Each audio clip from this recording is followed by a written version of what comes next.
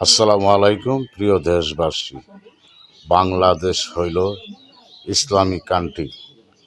আর doctor Shafiq জামাতের আমির সে বলছে রাজার ছেলে রাজা হতে পারবে না। আরে মূর্খ জানোয়ার, বাংলাদেশে কি রাজা হয় না প্রেসিডেন্ট হয়? প্রেসিডেন্ট বা প্রধানমন্ত্রী হয়। তুই বলিস রাজার রাজার ছেলে রাজা হতে দিবে না।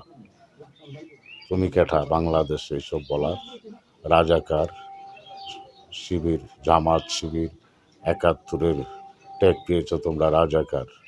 তোমাদেরকে তারেক রহমান অনেক সহ্য করেছে, বাংলাদেশ জাতীয়তাবাদী দল তাদের মার্কা তোমাদেরকে দিয়ে বাংলাদেশে রেখেছিল।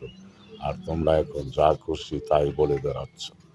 তোমরা তো মাথা উঁচু করে কথা বলো, তোমাদের তোমাদের সেই যোগ্যতা নেই। তোমরা হইলে রাজাকার, বাংলাদেশ বিরোধী, তোমরা বাংলাদেশের শত্রু। আর তাদেরকে বাংলাদেশের জনগণ একদিন মাথা নেড়া করে এই দেশ থেকে বিতাড়িত করবে। তারা রাজাকার, আলবদল, গুপ্ত গুপ্ত সন্ত্রাসী। তারা তারা হলো গুপ্ত সন্ত্রাসী।